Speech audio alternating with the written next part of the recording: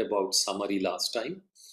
And here data is being accessed according to the materials project IDs. Okay, there are some example scripts that are given here, and this is what I had shown you in the last lecture. List of available fields, and this list of available fields, this available fields attribute of the summary endpoint. Now other endpoints have their available fields also, and these available fields are different for different endpoints. So what is important to note here is that let me highlight this point. The available fields attribute is meant to refer to the data available from the endpoint and not necessarily which fields you can use to query that data via the search. So here you are searching, and this example searches for elements, silicon and oxygen. So it will throw up all the materials, it will select all the materials that contain silicon and oxygen. It can contain other things also, other elements also, but at least silicon and oxygen. And then those materials which have band gaps between 0.5 eV and 1 eV. Now these fields may or may not be the same by which you can extract materials information. So I'll go to my script once more. I'll open that script once more and try to, or if they have an example here. Yeah, they have an example here, so it will be easier. So you see this docs is searching material. So up to this point, the highlighted part, you are searching for materials that contain silicon and oxygen, have band gaps between 0.1 EV, 0.5 eV and 1 eV. That is how you search it. But then the data you extract are contained in the fields, whatever you write here, material ID, the band gap, and the volume, the unit cell volume. So what they are saying here is the available fields attribute is meant to refer to the data available from the endpoint. So whatever fields you can access, these available fields refer to those, not necessarily the terms, the things that you use here to screen materials of a certain kind. Sometimes they are the same, sometimes they can be somewhat different. So let me see if I can open that example.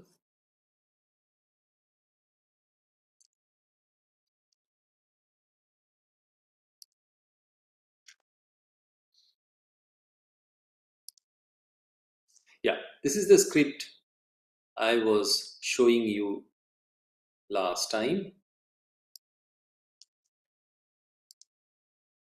So here is the summary search.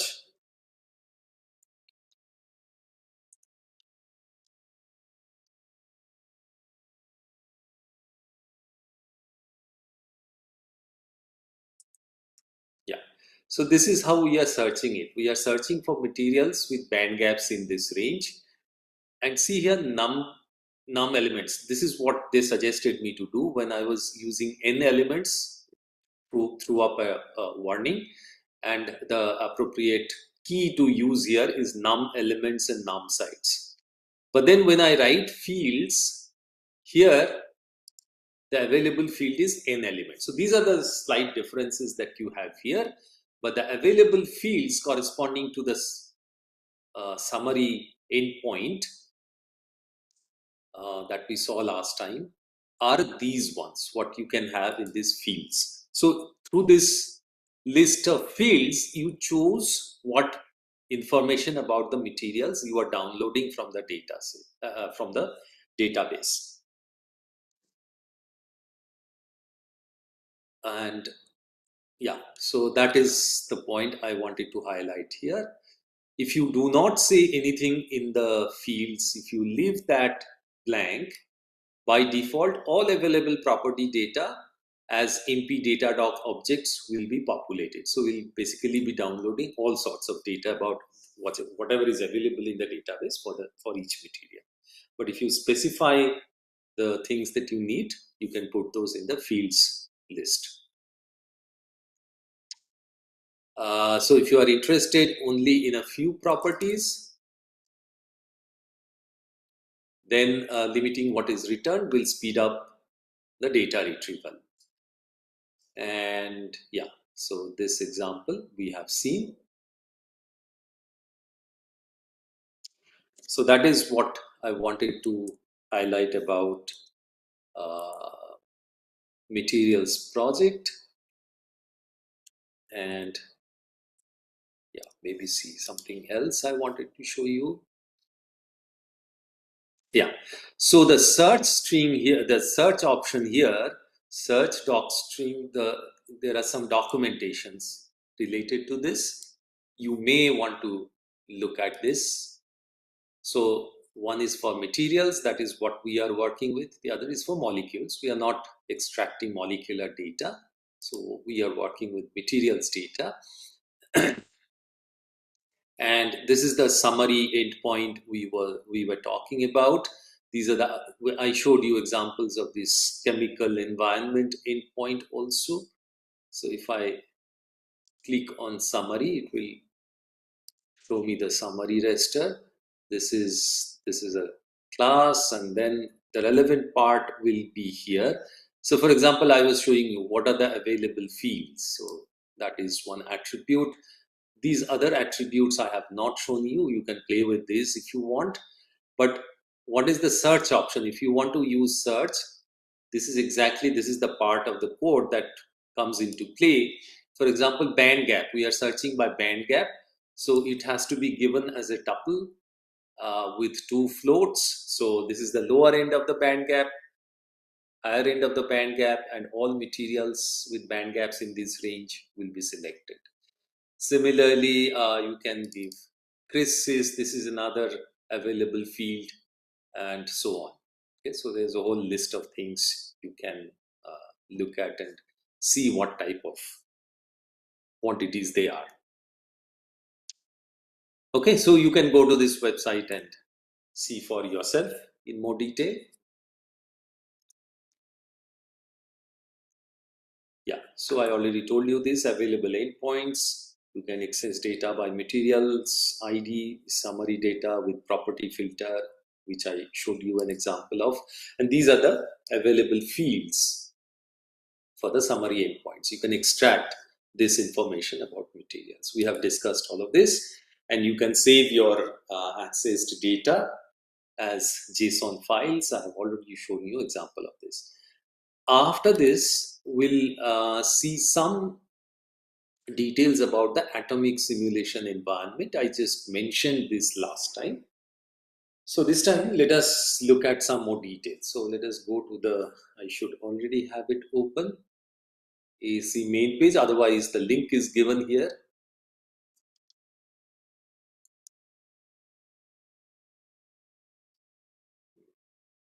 No, I need to open it.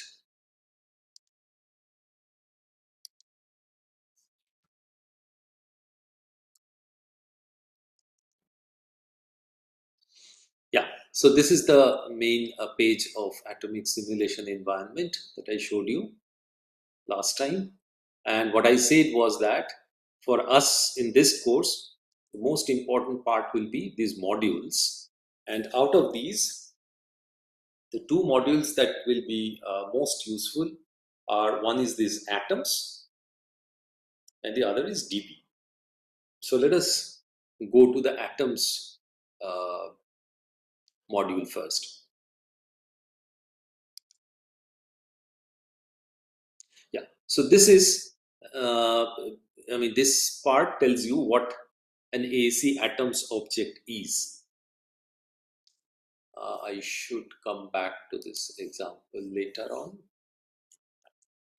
So atoms object is a collection of atoms. So when you try to describe a material, define a material for your calculation, what you need is, of course, you need the lattice vectors, and then you have to specify what are the atoms inside the unit cell, where are they located, and what kind of atoms those are, what elements. So this atoms object is a collection of atoms. So it just tells you what the atoms are, and it has various aspects to it. For example, so this part, for example, defines a carbon monoxide molecule. So what you have to do is, first we have to install the AAC libraries. Once you have done that, you have to import the atoms object from AAC. D is some variable which is defined, it's assigned a value 1.1. Then CO is the name of the atoms object, and it is defined in this line. So it's an atoms object, it contains carbon and oxygen. So this part reads or tells AAC what are the elements in the atoms object, and then their position. So positions is one quantity you can define about an atoms object. So positions is a keyword. So we use the position keyword to specify their positions. There are other possible keywords. So some of these keywords are numbers, tags, momenta, masses, magmoms, that is magnetic moments, and charges. Then there are other keywords which are optional. So if you are just defining a molecule, a carbon monoxide molecule, of course there is no lattice vector involved here. It's just a molecule, and you specify the positions of the two atoms and you are fine. But if you want to define a material, a periodic solid, then you have to tell what the lattice vectors are, or whether it's periodic, not periodic. It may be periodic in one dimension if you're defining a chain as this. Sorry, as this figure shows you, or it could be a slab, in which case it will be periodic in two dimensions. In the third dimension, it is not periodic, or it could be a periodic solid. It's periodic in all three dimensions. So you can define all of that with these two keywords. One is cell, the other is PBC.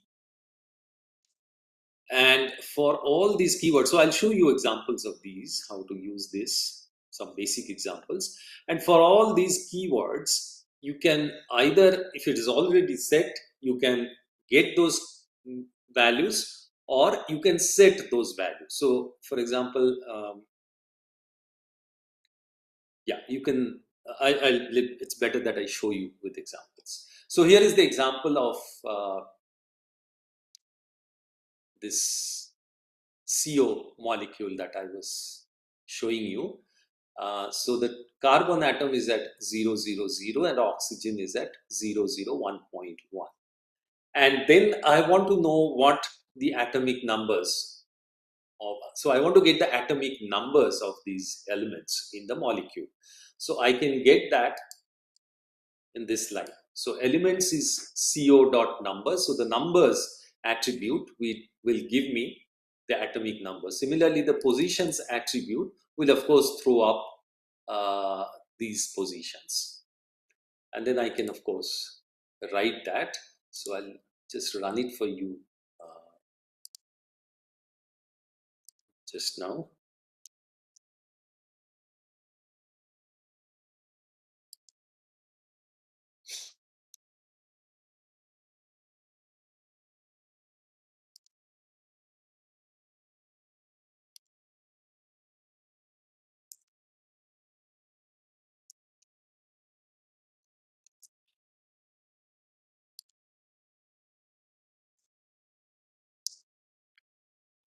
Yeah. So you see the elements are,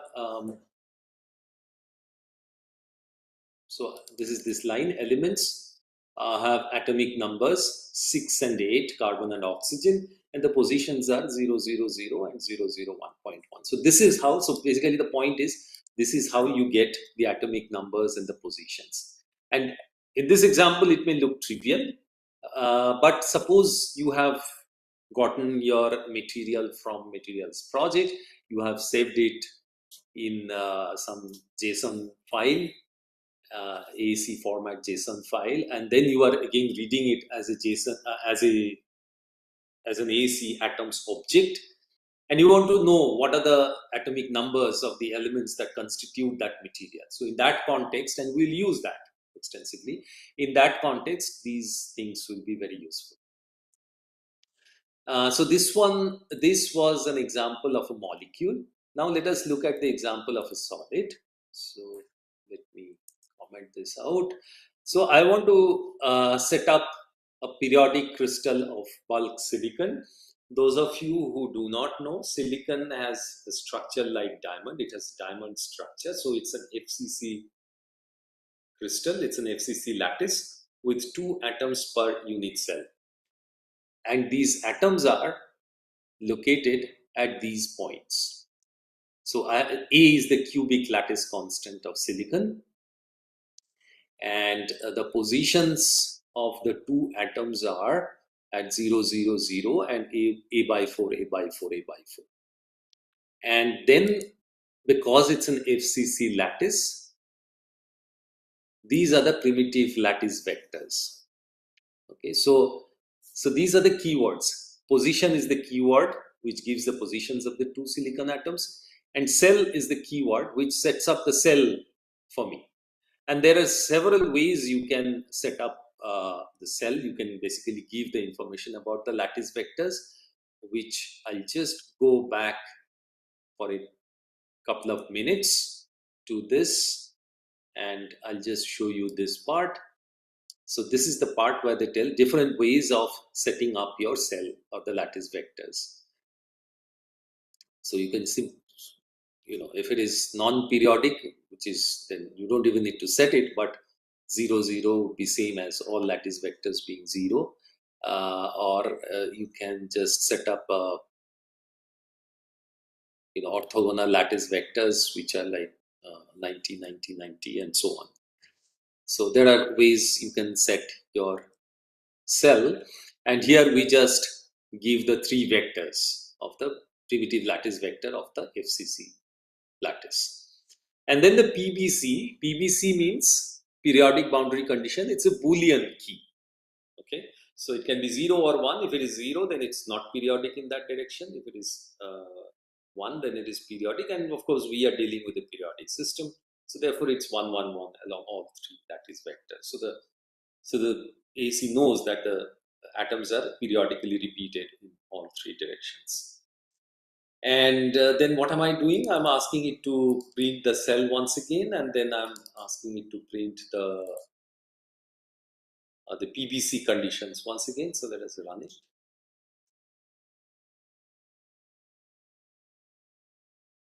Yeah. So this is the unit cell. It has printed out, and PBC is now true, true, and true along all 3 directions. So these are some of the basics of AAC.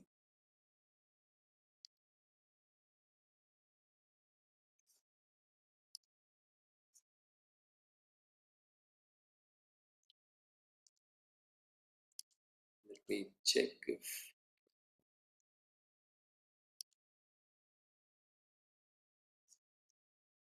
All right. That was some essential parts or important parts of the AAC atoms object. Let me just check if there is anything more that I need to discuss here. So whatever I did with these numbers and the cell, you can do with all these other tags, but you may not need all these tags for the purposes of this course, but in some other context you may need it. So this is what I used, this PBC, the cell, or the positions, and so on. So you can follow this, and there are more details you can learn from this. All right. So now what we'll look at is the DB, or the database object. Okay. Go to modules, and I click on database. So they have created databases, And they meaning it's AC comes from the same group who have created one of the other databases I have been talking about right from my first lecture. Let's see if I can get there.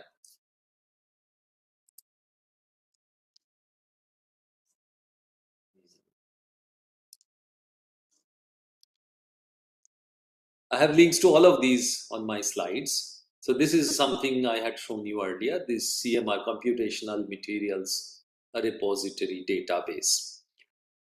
So these two come from the same set of people.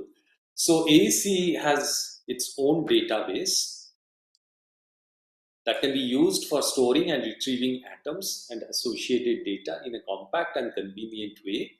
And the way, I don't know how this materials project is usually accessed through this REST API.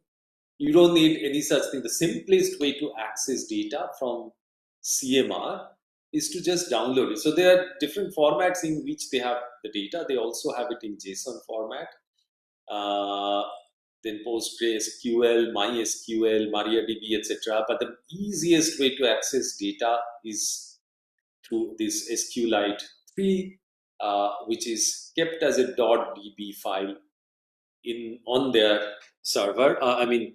On their site, so you can just click and download it. So here is CMR. These are all the databases, and if I click on one of these, this one, okay. So if you want to download the entire database, you just click on this .db file, and the db file will be downloaded onto your local computer. All right. Yeah. So this set and get of atoms object, I have told you database formats, different backends, and SQLite server .db files. This is the simplest way of you can access the data, download the data. Then it will be residing on your local computer. So I have already downloaded data. So let me go to that.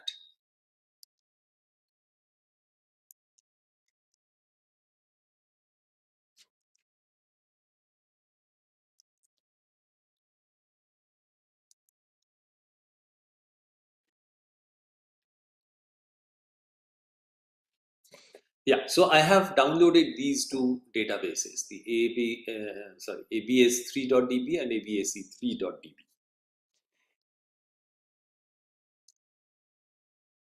And I'll run this command.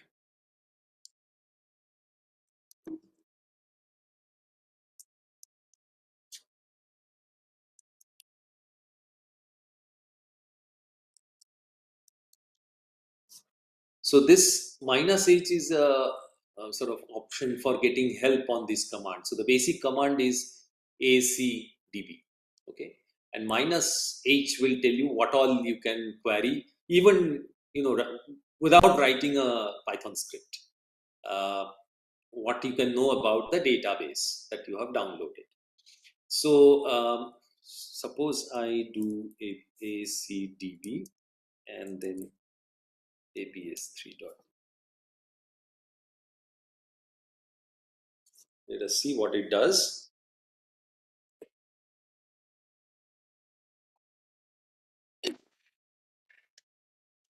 See, it throws up some basic data about the database. Firstly, by default, it will show you the first 20 lines of the database. Then this is just the first column is the serial number. Second column is the how old this entry is, and these are 8 years old. Who was the user who created it? What is the formula of the material? So in this case, it is Ag4Bi4Si12. The calculator, meaning what code was used. Okay, so again, this is a DFT generated database. So the calculator could be one of the DFT codes, GPOW, FAST, whatever else they have. So all these were created by GPOW. Then here is the total energy of the material. number of atoms in the unit cell, whether it's a periodic system, it is a 3D periodic system, periodic in all directions. Then this is the cell volume, total charge, and mass of all the atoms in whatever units. I'm not sure exactly what these units are. Okay, so showing the first line, and when you do the minus h option, it'll tell you if you want to see some other lines which comes with an option. Just a minute, give me a minute, I'll get to that. Yeah, so for example, show only the first n rows if you want, or if you want to skip the first n rows, then you can use this option. And so there are several options, you can play with those. But one of the very important things you get from here, information you also get from their website, is what are the keys that are available here for this database. Different databases have different sets of keys. So these keys tell you that what are the quantities you can know about these materials. ABS3 name is of course the name of the material.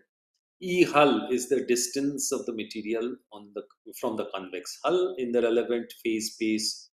Relative energy per atom with respect to some reference. E uncertainty of the hull, uncertainty per atom. They have estimated the uncertainties as well. Then these are next to our band gaps, calculated with some method which is called GLLB. So let us not worry about what exactly this method is, provided you don't try to mix different methods to create a bigger data set. So whatever, this is something I told in my very first lecture, that whatever quantities you use in your data set, they have to be consistent. If different methods have different levels of accuracy, you should not mix those data, ideally, unless you know what you are doing. Then this is the band gap, calculating with the PPE solve functional. Um, I don't know exactly what this reference is, but we can check on the website. Uh, these are effective masses of the electrons and holes, which can be estimated from the band structure or band dispersion, and the prototype of the structure that this material has. Okay, so these are the keywords. Now, where do these keywords become important? I'll go to their website. So for any database on CMR, this computational materials repository, what is important are these key value pairs. So let me go to the other database, APS3. Just a minute, APS3. Yeah. So see, this is the same set of keys that we saw here. It just prints out these keys. And so these keys will have a corresponding value for each material in the database, and you can access that data. So you can ask to know the GLLB direct band gap or GLLB indirect band gap, or the electron effective mass, or the distance from the hull, and so on. Of course, you can download the entire data and then extract all the information that are there. Or there are ways of, if you're not interested in the entire database but just want to see a few materials, you can just click on browse data. So you can see these materials on your browser. And so it has listed some properties like chemical formula, prototype name, indirect GLLB band gap, direct GLLB band gap, energy per atom. And see, this is set to 0 and the relative energies are relative to this. And then you can add more sort of headers or more columns to it. So for example, let me add PPE solve band gap. See, new column appears, which is the PPE solve calculated band gap, and so on. I can possibly include effective electron mass, but data is not available for all materials. For some, it is available, and so on. So you can either do a browse, and if you are interested in any of these, I believe you can click it, and it will take you to the details of this material.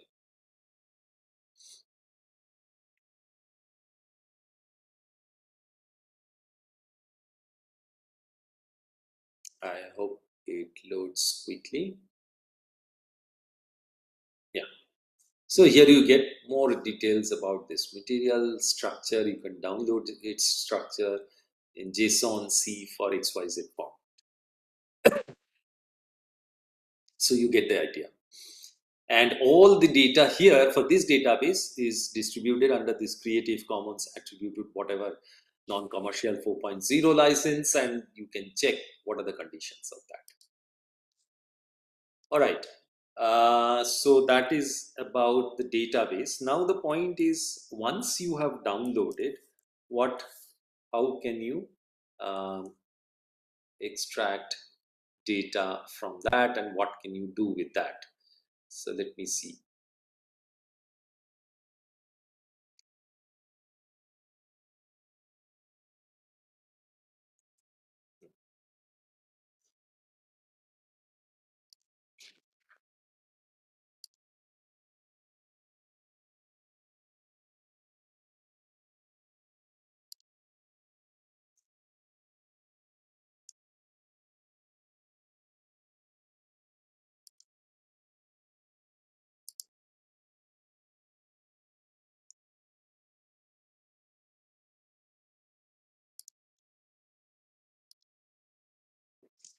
Okay, so here is a script that extracts materials from the abac3.db database, and after extracting the information about as atoms object, it calculates, it should be sign matrix. But how to calculate sign matrix is something we will go through later. So here today I want to focus on how you extract the relevant data.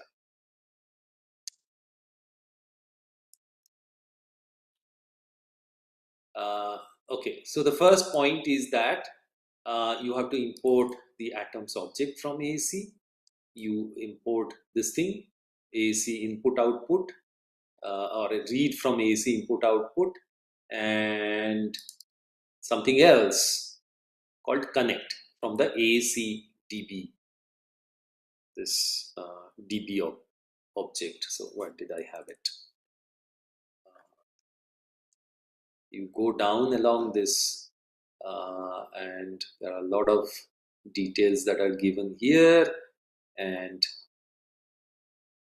Python interface on the web page for DB.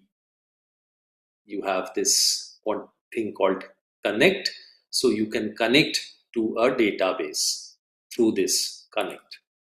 So you have to import that. So from aac.db you import connect. Then usual Python stuff, CSV, NumPy, etc. as you need. And these lines are for the describe library to create sign matrix or other features that I don't want to talk about now. So the very important line is this one. So you create an object DB and connect that to the existing database ABAC3DB, which you have already downloaded. So now once you connect it, now you can extract data from that database. So for various reasons, in particular for calculating sign matrix, etc., or just to know what are the elements in a particular material, I have just used or written this line, put this line, elements, which is a list which is created here, and then a rows, okay, which will store all the data that I extract. Again, this part is parameters for ACSF. I don't want to discuss now. Yeah. So now select is another thing. So once you have connected to the database, you can select things from it. So DB was the object which was connected to the database. Let me see if they have select here. Yeah, they have select here. So select method will generate a row object that one can loop over. Okay, so I'll show you in my script how it is looped over. So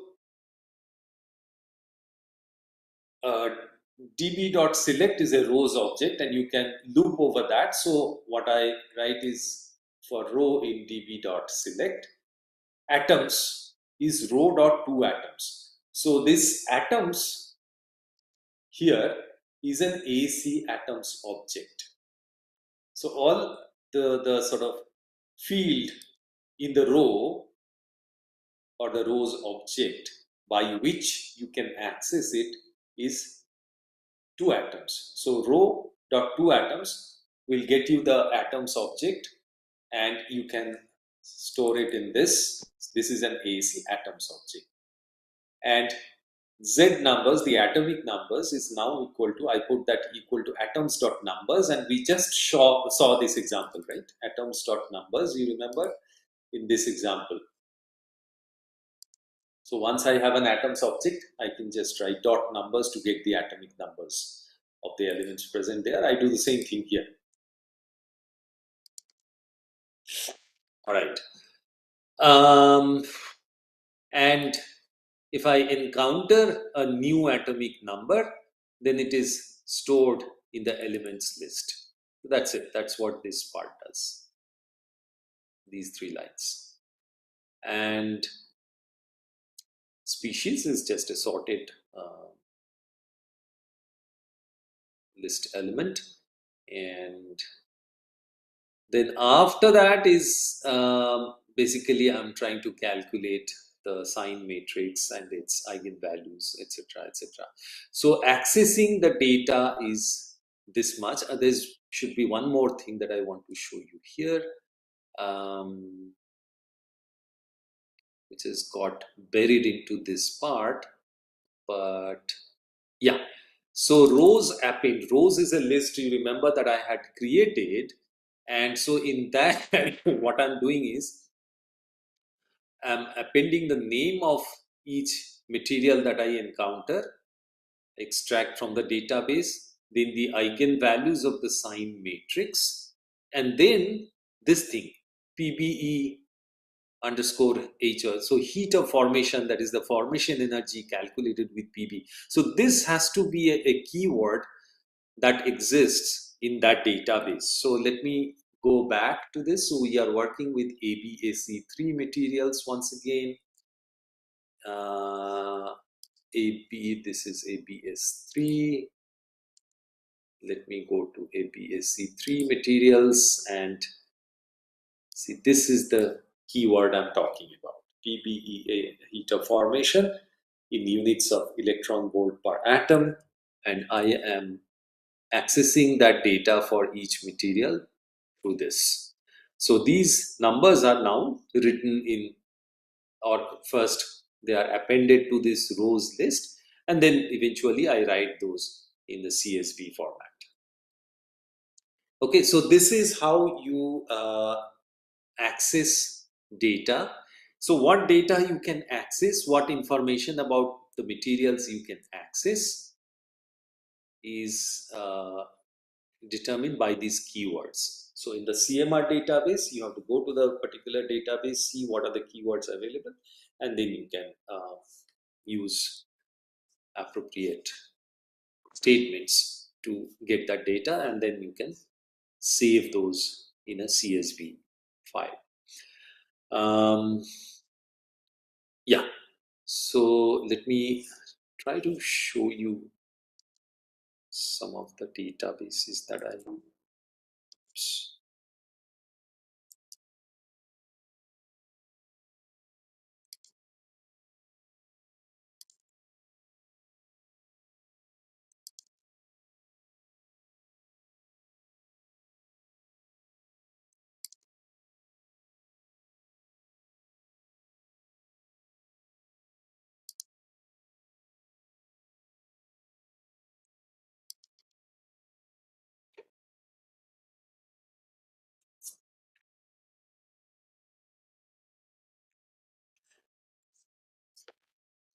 Yeah, this is a CSV file you can open with Excel.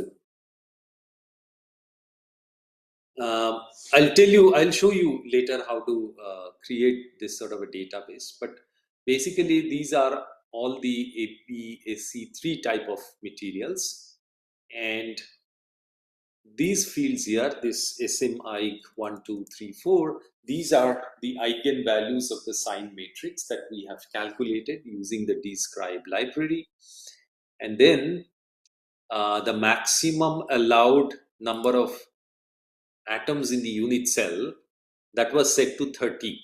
So the sign matrix was a 30 by 30 matrix. So therefore, we have 30 eigenvalues. If any material has less than 30 atoms in the unit cell, I remind you that we zero padded the sign matrix. So some of the eigenvalues would be zero, and they are ordered in increasing L2 value. So the mod, essentially mod value, increasing mod value. So you can see that for all of these materials, the eigenvalues increase as you go to your right. These are all with 10 materials in the unit cell. I don't know if there are any which has more elements in the unit cell. Yeah. So here you see there are materials which have more than 10 atoms in the unit cell. So there are more than 10 non-zero eigenvalues. And the last line stores the heat of formation. This. So that's how you create a database, and this kind of a database, a data set, is what you will eventually use to train your model. Okay, and that we'll do in the next few lectures. So what I would suggest is that unless you have already done it, you should try to create extract data like this. I mean, you may not be, if you are not already familiar with how to use describe library, you may not be able to calculate the sign matrix or eigenvalues, but doesn't matter. You extract all the information that are available about materials through the keywords, and then store some of the physically interesting properties that you may be interested in training your model on, for example, heat of formation in this case.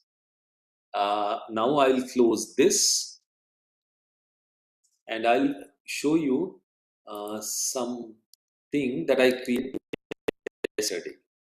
Yeah.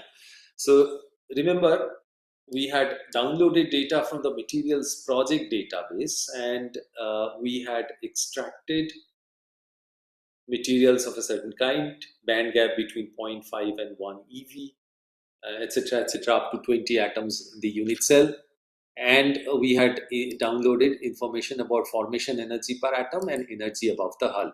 And then I stored it as a CSV file. So this is that CSV file, and you see these are. So I would suggest again, so I can show you 10 examples, but the point is that you have to do it yourself if you have not already done it.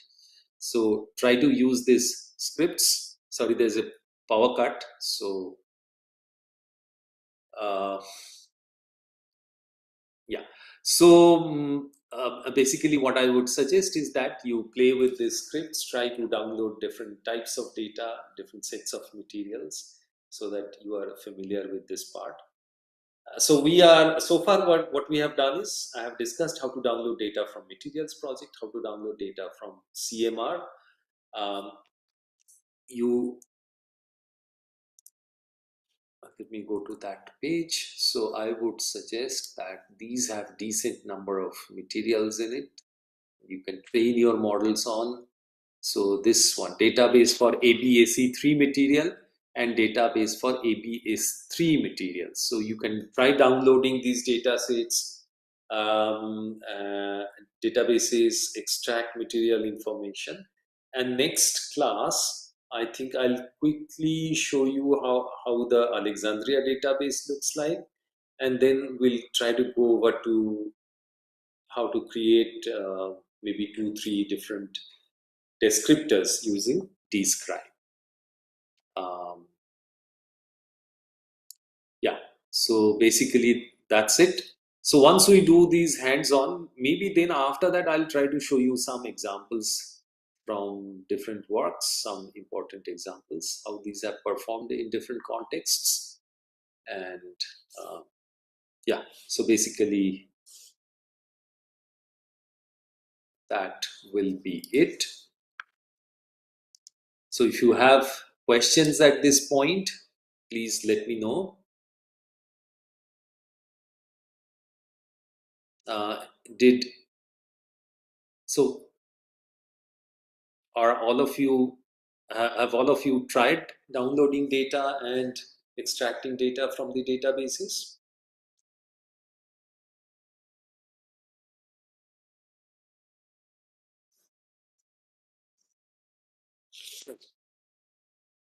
In any case, if you have difficulty, you let me know. So I think it's a good point to stop here today. Shubhankar, would you like to add anything? Are you there?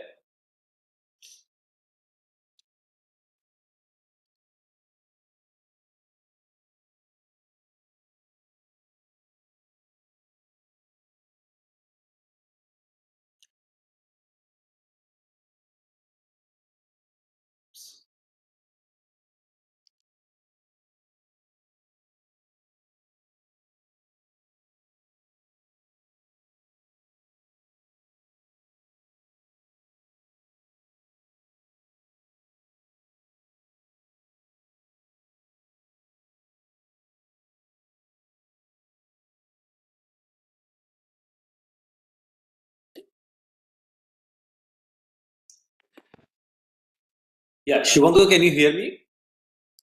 Yeah, I can hear you now. Okay. Is there anything you would like to add? Nothing else. I think I just wanted to tell ki I am working on that review thing that I think Sulagna had asked. So hopefully I will solve it in 1 or 2 days. Yeah.